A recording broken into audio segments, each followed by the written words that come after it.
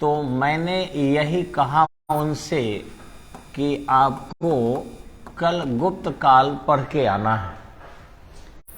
तो वो पड़ोसी से पूछी कि दीदी वही पूनम जी अभी आपके कोइलवर थाना की प्रभारी है, बहुत पैसा कमा रही है। कहाँ इसमें पूनम जी? अच्छा उस साइड में है। हाँ तो पूनम जी उसको समझा दी। अच्छा ऊपर वहां है। हाँ। तो वो समझा दी क्या कि जानती हो गुप्त काल किसको कहते हैं अतः किसको? तो जो गुप्त रखा जाता है उसके बारे में बताया नहीं जाता है उसको गुप्त काल कहते हैं। तो समझ गई, लेडीज थी भाई, चली गई। दूसरे दिन हमने कहा कि गुप्त काल हमें पढ़ाना है और इस तरीके से आप लोग कुछ ना कुछ पढ़ के आए होंगे, थोड़ा सा हम जानना चाहेंगे। देखिए कोई भी अच्छा डॉक्टर बिना आपको चेक किए जादू का दवा नहीं करता। आंख, नाक, कान, गला, पेट वगैरह देखेगा, आला वगैरह लगाएगा और तब दवा लिखेगा। अथवा वह करेगा क्या आपको कि एक्सरे कराएगा या ब्लड टेस्ट वगैरह, इस सब के बाद दवा लिखता है। जितने अच्छे डॉक्टर और अच्छे पढ़ाने वाले भी थोड़ा बच्चों से पूछकर जानते हैं कि आपका लेवल क्या है, किस स्तर से पढ़ाना चाहिए, एकदम गिरकर कि बीच में कि एकदम हाई लेकर चले। तो इसलिए थोड़ा पूछताछ करने का अच्छे टीचर का नियम है। तो मैंने पूछा कि आप लोग पढ़कर आए हैं, तो सबसे थोड़ा बहुत एक दो पूछे थे, उनसे पूछा मैंने क्योंकि वो साइंस से थी, गुप्त काल किसे कहते हैं? तो बोली क्या सब लोग कुछ ना कुछ बोल रहे हैं सर, गलती है कि नहीं? हमने कहा क्या हुआ? अतः आप पूछ रहे हैं बता दे रहा है, पूछ रहे हैं बता दे रहा है। जब गुप्त काल को गुप्त ही रखा जाता है तो आंसर कह दे रहा है लोग। मुझे बहुत हंसी आया कि गुप्त काल को गुप्त रखते हैं। तो हाँ आप पूछ रहे हैं गुप्त वंश की नींव कौन डाला? जब ये गुप्त रहता है तो फिर काहे के लिए पूछ रहे हैं आप पूछ के भी गलती कर रहे हैं, बता के दूसरी गलती कर रहे हैं। उसको गुप्त रखना है ना। हम तो माथा ठोक लिए पूरा जोर से और कहे कि भैया बता आपको किसने ये बता दिया गुप्त काल को गुप्त रखा जाता है? तो कल हम कहते क्यों पढ़ के आइए, तो उन्होंने कहा यही दीदी बताइए। हम सोचिए, हालांकि वो महिला भी अच्छा की और दरोगा भी निकाली और अभी डीएसपी है वो। तो इस तरीके से उनका नाम नहीं लूंगा क्योंकि उनको इतनी भी जानकारी नहीं था कि गुप्त काल होता क्या है। और वो आज डीएसपी के पद पर आसीन है। तो आप समझ सकते हैं कि इतिहास भूगोल बड़ी बेवफा, रात पढ़ो सुबह सफा वाली बात नहीं है। जब हम hydrogen, helium, lithium, beryllium, boron, carbon, nitrogen, oxygen, फिर fluorine, neon, sodium, magnesium, aluminium, silicon, phosphorus, sulphur, chlorine, argon, potassium, calcium, ये सब विदेशी उल्टे पुल्टे नाम रट सकते हैं। तो फिर वो इंडियन नाम अकबर क्यों नहीं रख सकते? भाई हमारे गांव में तो अकबर मियाँ है। इसी ढंग से हमारे यहाँ राजा राम भाई भी है, राजा राम मोहन राय के नाम पर रट लेंगे। इस ढंग से हमारे गांव में चंद्रगुप्त जी भी हैं, हमारा भी एक विद्यार्थी अभी हाजीपुर में चंद्रगुप्त जी बने हुए हैं। तो ये कहने मात्र का है, ऐसा कुछ नहीं है कि लोग जो है इतिहास नहीं पढ़ सकता। उसमें रुचि जानबूझ के घटा दिया जाता है कि इतिहास भूगोल बड़ी बेवफा और रात पढ़ो सुबह सफा। उसे पढ़ना चाहिए। और हम लोग भी साइंस से पढ़े हुए हैं, वो भी केमिस्ट्री से पढ़े हैं, इसके बावजूद भी कहीं इतिहास में नहीं दबे, कहीं भूगोल में नहीं दबे। इच्छा होनी चाहिए, वो हर चीज आपकी अपनी हो जाती है। तो यहां देखेंगे हम कि जो गुप्त काल के बारे में हमने जानकारी दिया कि इतना से इतना का समय आपका गुप्त काल का है। इसका नींव डाला था श्री गुप्त नामक व्यक्ति ने। सबसे पहले श्री गुप्त जो था वो 240 एडी के आसपास समाज का नेतृत्व करना प्रारंभ किया और इसने 275 में गुप्त वंश की नींव डाल दी। हालांकि वास्तविक संस्थापक ये नहीं था, वास्तविक संस्थापक चंद्रगुप्त द्वितीय था। अब रही बात कि रिद्धपुर अभिलेख जो है आपका, वह कहता है, ध्यान रखेंगे, कहीं कहीं सिद्धपुर लिखता है और कहीं कहीं महाराष्ट्र में है ये रिद्धपुर अभिलेख लिखता है। तो ये जो रिद्धपुर अभिलेख है आपका, ये साबित करता है कि घटोत्कच जो है ये शासक हुआ था, और घटोत्कच तनी मनी नहीं बल्कि 280 से लेकर और 319 तक शासन किया था। तो इस तरीके से इसके पिता का नाम श्रीगुप्त मिलता है, यानी कि यह अपने पुत्र को कुछ इतनी हिम्मत दिया था कि यह गुप्त वंश को मजबूत कर सके और उसे आगे बढ़ा सके। अब रहा कि क्या कारण था, तो ध्यान रखेंगे मौर्य वंश के बाद हमारी सत्ता लंबे समय तक खाली रही। हालांकि पुष्यमित्र शुंग लोगों ने कोशिश किया था कि हम एक मजबूत शासन दे सकें। इसी ढंग से वासुदेव कण्व ने भी, बैठ जाइए साइड दे दीजिए उनको, वासुदेव कण्व ने भी कोशिश किया था कि हम भी एक मजबूत सत्ता स्थापित कर सके, लेकिन अफसोस कि वे लोग सीमित होकर और अपने ही क्लेश में रह गए। लेकिन इसे आगे बढ़ाने के प्रयत्न कनिष्क ने किया। उसने चीन तक के क्षेत्र को अधिकार में किया और फिर भारत के बिहार तक के क्षेत्र को जीत लिया, उत्तर भारत के, लेकिन सुदूर दक्षिण में नहीं गया। जैसा कि आप जानते हैं कि मौर्य वंश में स्वयं चंद्रगुप्त मौर्य संलेखन जो किया था वो कर्नाटक के श्रवणबेलगोला में किया था। अगर कर्नाटक के श्रवणबेलगोला में नहीं वो शासन रहती तो कैसे जाता। अशोक स्वयं जो था वो कलिंग को जीत लिया था, और अपने दूसरे और 13वें बृहद शिलालेख में भी ध्यान रखना है, केवल शिलालेख नहीं, बृहद शिलालेख में वो लिखता है कि हमारे सुदूर दक्षिणी भागों में पांडे, चेर, चोल और सतीय पुत्र का शासन था। तो इस तरीके से यानी सुदूर दक्षिण में केरल तक उसका विस्तार था। कहने का मतलब है कि हमारा भारत एक मजबूत भारत रहा है और एकता रही है। इस मौर्यों के बाद एग्जाम में पूछेगा तो ये भी ध्यान रखना है, हम एक एक करके लिखवा देंगे आपको, कि मौर्यों के बाद किसी ने यदि भारत को एकताबद्ध करने का प्रयास किया था गुप्त के पहले, तो एक कुषाण शासक थे कनिष्क और दूसरे सातवाहन थे।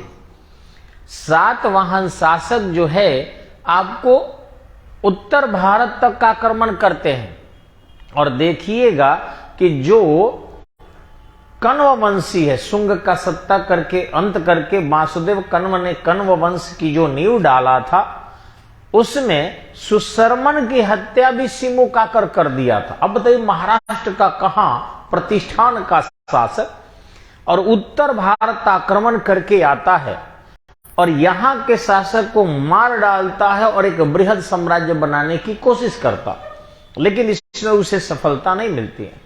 यानी स्वयं कनिष्क भी इसमें सफल नहीं होता है और न ही इसमें सातवाहन सफल होते हैं। यानी मौर्यों के बाद भारत की जो सत्ता है वह एक बृहद साम्राज्य में बदलने की कोशिश अगर पूरी तरह सफल किसी के माध्यम से होती है तो वो होते हैं ये गुप्त। इसके बीच में कोशिश मात्र होती है, और यही चीजें बच्चों को, बच्चे कहते हैं रट्टा मार लेंगे, समझ के पढ़ना चाहिए। क्वेश्चन जितना ही घुमाएगा आप समझोगे। तो ये कुषाण थे और दूसरे थे सातवाहन। ये दो ही शासक थे जिन्होंने भारत को साम्राज्य में बदलने की कोशिश किया मौर्यों के बाद। अब जब ये सफल नहीं हुए तो गुप्त ने प्रयास किया। गुप्त के बाद जो है आपके घटोत्कच गुप्त हुआ। अब घटोत्कच गुप्त के बाद जब सत्ता हुई, इसको मिटा देना हम जी जी, घटोत्कच गुप्त के बाद जब सत्ता हुई तो यह था आपका चंद्रगुप्त प्रथम। चंद्रगुप्त प्रथम देखिएगा मोबाइल में दिखाई पड़ रहा है जी, लाल वाला, कि उजला से लिखना पड़ेगा। चंद्रगुप्त प्रथम। तो चंद्रगुप्त प्रथम जो था इसने जब सत्ता किया 319-20 में इन्होंने गुप्त संवत की शुरुआत की। गुप्त संवत को प्रारंभ किया था और इसकी सत्ता 1935 तक चली थी। लेकिन इस क्रम में जानते हैं एक परिवर्तन होता है। परिवर्तन ये कि ये प्रशासनिक व्यवस्था भी स्थापित करता है, धार्मिक व्यवस्था भी स्थापित करता है, सेना का भी गठन करता है, सड़क परिवहन का भी विकास करता है, सिंचाई सुविधा का भी विकास करता है, मतलब चहुमुखी विकास करता है और एक मजबूत जो है गुप्त सत्ता की नींव डाल देता है, जिस कारण इसे वास्तविक संस्थापक कहा जाता है। यानी कभी एग्जाम में आपको अगर पूछता है, ये तो सभी जानते होंगे, लेकिन फिर भी हम लोगों का टीचर का है फर्ज कि छोटे से लेकर बड़े स्तर तक जो भी क्वेश्चन आते हैं उसको किया जाए। तो अगर ये क्वेश्चन पूछे कि गुप्त वंश का संस्थापक कौन था, श्रीगुप्त, श्रीगुप्त का उत्तराधिकारी कौन हुआ, घटोत्कच गुप्त, राजा की उपाधि किसने धारण किया, श्रीगुप्त, महाराजा की उपाधि किसने धारण किया, घटोत्कच गुप्त, महाराजा धीराज की उपाधि किसने धारण किया, तो चंद्रगुप्त प्रथम, गुप्त संवत की शुरुआत किसने किया, तो चंद्रगुप्त प्रथम। और एक ध्यान रखेंगे, इसकी तुलना की जाती है आपके बिंबिसार से, बिंदुसार नहीं, बिंबिसार। ध्यान रखेंगे कि पत्नियों के माध्यम से राज्य को मजबूत करना एक अलग चीज है और पत्नियां रखना एक अलग चीज है। ध्यान रखेंगे, दो प्रकार के विवाह होते हैं, एक विलासिता के लिए और दूसरा विकास के लिए। विवाह की बात करें तो कुछ लोग विलासिता के लिए विवाह करता है। आज के नवयुवक किसके लिए विवाह कर रहे हैं, विलासिता के लिए कर रहे हैं, विकास के लिए नहीं कर रहे हैं। उनको पत्नी कैसी चाहिए, सुंदर चाहिए, पत्नी कैसी चाहिए, लंबी चाहिए, पत्नी कैसी चाहिए, गोरी चाहिए, पत्नी कैसी चाहिए, खूब मेंटेन करने वाली चाहिए। लेकिन घर में आकर विनाश कर दे रही है। पूरा का पूरा हम ये नहीं करेंगे, कपड़ा नहीं धोएंगे तो बर्तन नहीं धोएंगे तो हमारे हाथ में पानी लग जाएगा, सास से कोख हटवा रही, पूरा घर बर्बाद करके रख दे रही है।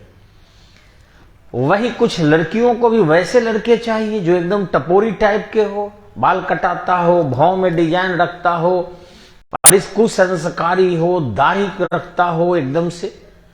अगर ये पूछा जाए कि आप दाढ़ी क्यों रखते हो, संविधान के किस अनुच्छेद में दाढ़ी रखने का हक है, कोई बताएगा? नहीं बताएगा। वह रख लिए हैं, देखा देखी रख लिए हैं, बस बात कर। भारत के संविधान के भाग 3 के अनुच्छेद 19 में स्वतंत्रता का अधिकार जो है, उसी में आपका ये भी है। 7 स्वतंत्रताएं थी लेकिन 6 स्वतंत्रताएं अभी है। ये धर्म नहीं है, ये नहीं कह सकते कि आपके धर्म का, हाँ ये मेरा जो है ये धर्म के आचरण की स्वतंत्रता, ये हम करेंगे जिससे दूसरे को नुकसान नहीं हो। हमारे रुद्राक्ष पहनने से किसी को क्षति है? अगर है तो बोलिएगा। हमारे चंदन करने से किसी को क्षति है? नहीं है तो ठीक है। हमारे ये धारण करने से किसी को नुकसान है? नहीं है तो ठीक है। तो धर्म के आचरण हम क्यों नहीं करेंगे भैया? सनातन में जन्म हुआ है, सनातनी हमारे पूर्वजों ने इस चीज को जन्म दिया है और मुझे भी उस पर विश्वास है, इसलिए मैं धारण किया हूं। इससे किसी को क्षति हो, आपत्ति दर्ज कराए, पहले आपत्ति से नहीं हटाएंगे, पहले तर्क देंगे। अगर फिर भी वह सेटिस्फाइड नहीं हुआ तो हटा देंगे, क्या दिक्कत है? और नहीं, अगर उनको किसी प्रकार की दिक्कत नहीं है तो वो धर्म अलग चीज हो गया। ये मेरा धर्म है, ये आपका स्वतंत्रता है, अधिकार। अब उस अधिकार से आप प्रयोग कर रहे हैं। तो वही चीजें हैं कि यहां जो ये विवाह किया था आपको बिंबिसार ने, अब देखे होंगे कि लिच्छवी राजकुमारी से भी किया था, कौशल नरेश प्रसेनजीत की बहन से भी किया था, और पंजाब के भद्रखोल से भी किया था, छिमा से, और इस तरीके से राजनीतिक मजबूती लाई थी। इसने भी, चंद्रगुप्त प्रथम ने भी वैवाहिक संबंध करके और इस प्रकार अपने आप को मजबूत किया था। यह भी लिच्छवी गणराज्य में विवाह किया था। यह एक जगह नहीं बल्कि स्वयं व्यवसायी था। इसके बावजूद ये ब्राह्मण घराने में भी विवाह किया, क्षत्रिय घराने में भी विवाह किया, व्यवसायी घराने में, सबके समर्थन को प्राप्त किया था और इस प्रकार राजनीतिक रूप से जबरदस्त मजबूती को प्राप्त किया था। अब इसके अन्य छोटे छोटे कदमों की चर्चा करेंगे। पहले थोड़ा उत्तराधिकारियों की बात कर लें। तो जो चंद्रगुप्त प्रथम हुआ आपका शासक, जिसको हम गुप्त वंश का वास्तविक संस्थापक कहते हैं, इसके उत्तर गुप्त कहते हैं। उनका कहना है कि नहीं, काच के ही बचपन का नाम समुद्रगुप्त था। जो भी हो, क्योंकि कुछ लोग ऐसा प्रमाण देते हैं कि यही काज जब सुदूर दक्षिण तक आक्रमण किया, जिसको धम्म विजय कहते हैं, ध्यान रखिएगा, भारत में सबसे पहले धर्म प्रचार करने का काम किसी शासक ने, ऐतिहासिक शासक ने किया था, तो वह अशोक था। वह धर्मदूत भेजा था जहां तहां, लेकिन युद्ध धर्म के लिए नहीं किया था। वो जो कलिंग पर आक्रमण किया था उसका उद्देश्य आर्थिक और राजनैतिक था। कलिंग समुद्र के किनारे था और कलिंग को, उड़ीसा कलिंग को जीत जाता तो व्यापार समुद्र तक होते, विदेशी माल आता और अपना माल जाता, इसलिए कलिंग को जीता था। तो इकोनॉमिकल एंड पॉलिटिकल दो कंडीशन थे आपके कलिंग के युद्ध के, जो 261 बीसी में हुआ है। लेकिन यह जो व्यक्ति है, ये समुद्र तक जो आक्रमण करता है, और इसके बारे में लिखा गया है समुद्रगुप्त के बारे में कि ती समुद्र तो ये पितवाहन, ती समुद्र तो ये पितवाहन। ठीक है, एक ध्यान रखिएगा, अगर शासक के पास आत्मविश्वास होता है ना, तो सैनिक के पास भी आत्मविश्वास होता है। आज वही सेना है। मोदी 8 साल से देश में प्रधानमंत्री है, किसी को उन्होंने भर्ती नहीं किया। अफसोस जो भर्ती हुए तो भी कैंसिल कर दिए। एक सेना की भर्ती नहीं हुई, 60,000 सैनिक रिटायर हो गए। और इसके बावजूद भी हिम्मत नहीं है कि चीन देख सके, पाकिस्तान देख सके, श्रीलंका देख सके, नेपाल देख सके, भूटान देख सके, बांग्लादेश देख सके, म्यांमार देख सके। ताकने की हिम्मत भी हमारे किसी पड़ोसी को नहीं है। वाय? क्योंकि हमारे शासक में मजबूती आ गई, तो हमारी सेना में भी क्या हो गई? आत्मविश्वास बढ़ गया। हम देखे हैं छपरा में, पटना में बहुत सारे शिक्षक हैं जिनको अपने याद नहीं रहता, वो किताब देकर बच्चों को छपवा रहे, ये सारी चीजें, और छपवा कर बच्चे को जो है कर रटो। और उन बच्चे जब हमारे पास आते हैं, हमसे मिलते हैं, जब हम उनसे पूछते हैं तो उनकी हालत खराब हो जाती है, वो नहीं बता पाते हैं। तो बड़ा आश्चर्य होता है, पूछते भी हैं, धीरे धीरे उनको पुल्हाकर बच्चे हमसे ज्यादा पैसा ले लेते हैं, धीरे धीरे करके। अब 1-2 कोचिंग वाले छपरा हैं, मैंने सुना है, भला कि फिर आते हैं विषय पर, तो उन्होंने कहा कि सर आप एक बार ले रहे हो 6,000, फिर 9,000 आप ले रहे हो, बताओ इतना पैसा ले रहे हो, ये कम हुआ क्या? स्पेशल पढ़ाते हो तो 15,000 लेते हो, बाप रे, अटैक कर जाता हम लोगों को, इतनी पिशागार जे नहीं देता। हमने कहा मैथ कहां पढ़ती हो? फलना सर के पास। कितना पैसा लेते? वो तो 3,000 में ही पढ़ा देते हैं। हमने कहा इंग्लिश वाले सर ना स्पोकन से 4,500 रुपये लेते हैं। मैं ठीक, और रीडिंग तो 2,000 में सर बढ़ा देते हैं। जीके, और भाई जीके के सर 6,000 रुपये लेते हैं। हमें जोड़ो तो एक बार, तो बोले वो अलग अलग लेते हैं ना। कितने दिन पढ़ा जाए? 6 महीना में सर खत्म कर देते हैं। अब तो साल भर लगाते हैं। हमें लगाना नहीं ना है, उसी पैसवा में साल भर पढ़ाते हैं तुमको। तो जो 6 महीना में तुमसे कितना लिए? अब पता नहीं सर, आप जोड़ लो, बोली जोड़ लिए, देखिए कि 10-11 हजार रुपया पहुंच रहा है। तो साल भर में 22,000 ले रहा है सब छोटा छोटा करके। और सवाल जब उनसे पूछे तो कोई जवाब नहीं था। मैंने इतना सिंपल पूछे कि अकबर के पिता का नाम क्या था? बोल इतिहास हमको नहीं याद आता। हमने A+B² क्या होता है? बोले स्क्वायर वाला तो याद है सर, A²+B²+2AB वाला हमको नहीं याद होता है सर, बोर पड़ जाता है सर। तुम्हारे रटवाए ने, उनको सब आता है सर, बस मुझे ही नहीं आता है। गणित भी थोड़ा कमजोर है सर। हमने ये बताओ कि दूध सफेद होता है, ट्रांसलेशन मेरे सर नहीं पढ़ाते। हाँ जी, फिर भी तो कहे कि वो तो भूल गए, कब अंग्रेजी पढ़े थे। हमने क्या जानते हो साइनो एंड तो कुछ भी, उसी के लिए तो आए होंगे, कोई टीचर यहाँ मिल जाता। बड़ा आश्चर्य हुआ हमको, कहीं से कोई जानकारी नहीं। और उन्होंने धीरे धीरे करके करीबन 11-12 हजार रुपये चुका दिया था। तो ये देखे हैं हम कि लोग करता है, ऐसा नहीं कि टीचर कोई कमजोर है। लेकिन ये जरूर मैं कहूंगा कि शिक्षक को पहले अपने रटना चाहिए। बच्चे जब देखते हैं कि मेरे शिक्षक को याद है, तो निश्चित रूप से वो बच्चे भी मेहनत करते हैं और उस टाइप के बनने का प्रयास करते हैं कि हम भी मौखिक ऐसा बोल सके, ऐसा समझ सके, ऐसा जान सके। कहने कि वही सेना है, वही भारत देश है, वही हमारे दुश्मन है, वही पड़ोसी है। बस सत्ता खाली माईराम से बदल गया, मनमोहन सिंह से हट गया और मोदी के पास चला गया। देखिए, मौ से उसका भी नाम था, मौ से इसका भी नाम है, लेकिन आज हिम्मत है कि कोई देश देख सके। अमेरिका को भी एक बार तकना पड़ता है इंडिया के तरफ।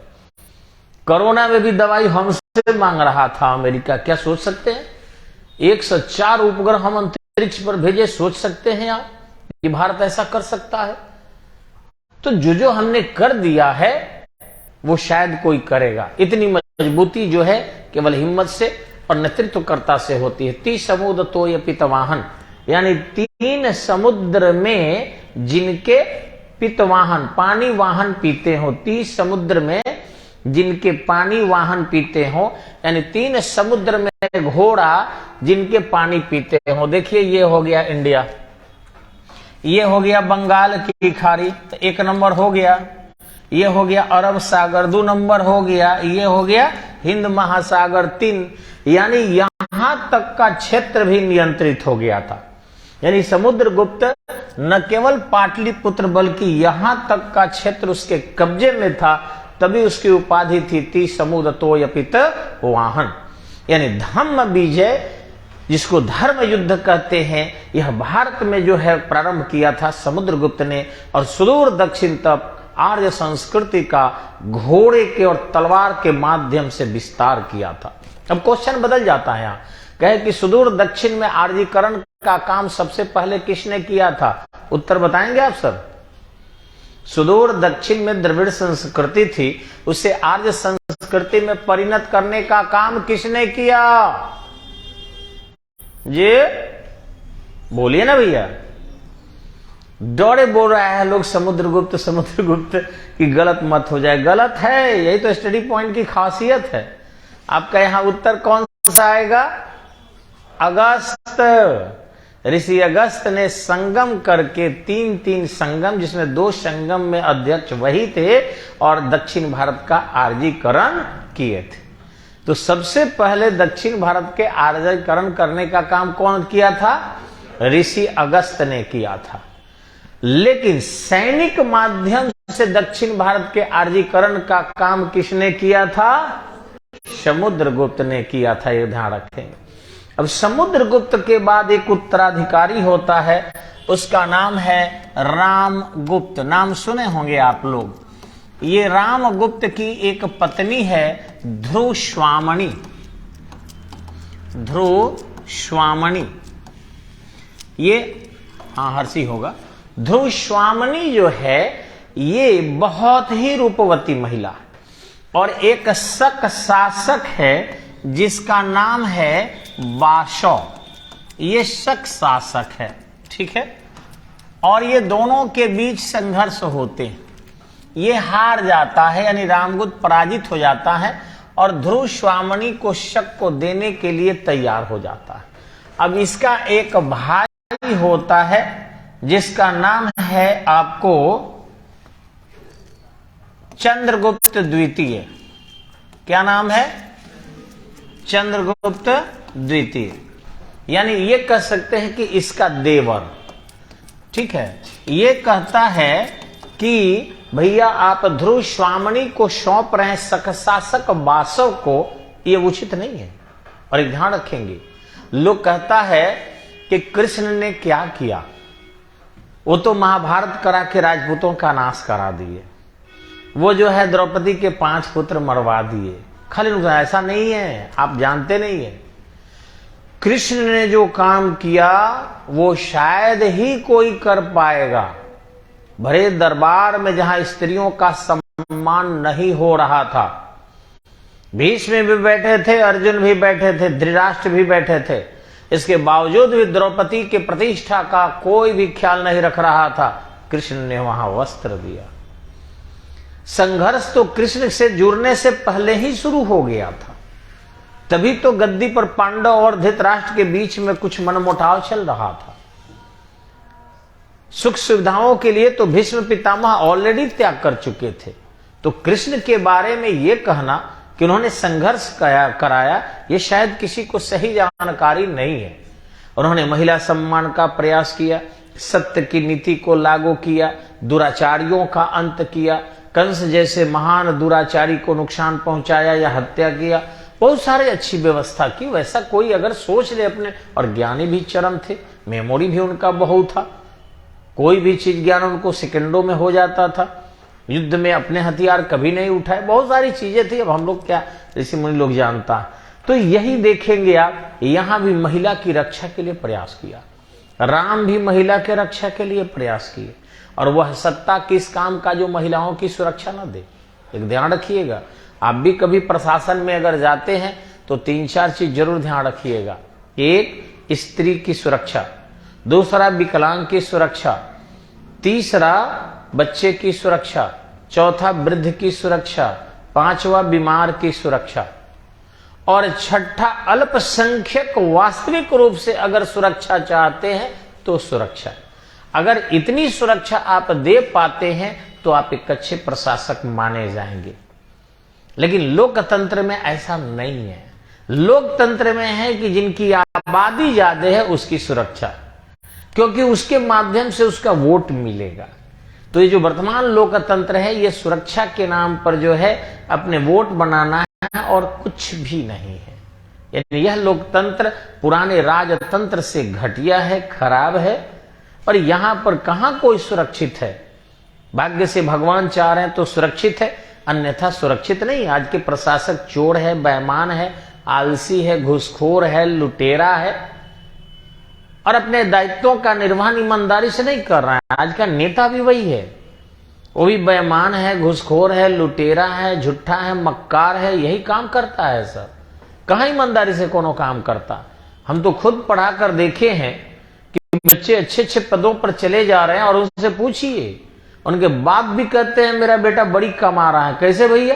अरे वो तो 60,000 महीना है, 6 लाख घूस कमाता है। मैंने कमाना हुआ चुट्टा का घूस कमीनी कहीं होता है कि कहिए कि चोर है हमारा बेटा। कमाना कहते हैं तो उनको आग लग जाती है। कहते हैं ये आराम से ऑफिस में रहता है, नहीं चुट्टा पैसा उठाता है, खाली सही से काम करता। सरकार उसको कहे के लिए रखी है ईमानदारी से काम करने के लिए, तो कहते हैं मेरे बेटे को कोई काम नहीं, एसी में बैठा रहता है। काश बेटा आ जाते तो बपुओं को पिटते या बेटों को पिटते अगर जेल नहीं होता। सारे बेईमान हो गए हैं इस लोकतंत्र में।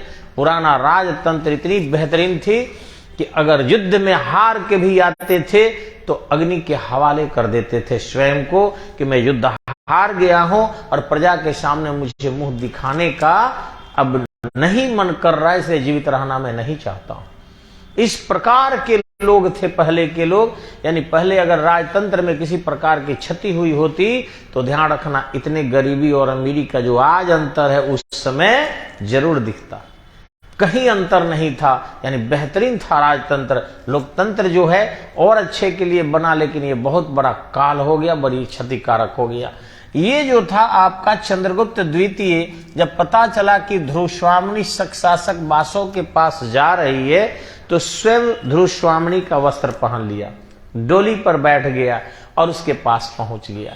पहुंचने के बाद शासक बासो का क्या कर दिया? वध कर दिया, और इस तरीके से अपने आप को विक्रमादित्य द्वितीय की उपाधि धारण कर लिया। समस्त गुप्त शासकों में सबसे प्रसिद्ध गुप्त शासक कौन रहा? चंद्रगुप्त द्वितीय रहा, जिसे विक्रमादित्य द्वितीय कहते हैं। अभी तक कुल विक्रमादित्य जो है आपका 14 हुए हैं, जिसमें सर्वश्रेष्ठ विक्रमादित्य कौन था? चंद्रगुप्त द्वितीय था। प्रथम विक्रमादित्य जो था ये उज्जैन का शासक था। प्रथम विक्रमादित्य कहां का शासक था?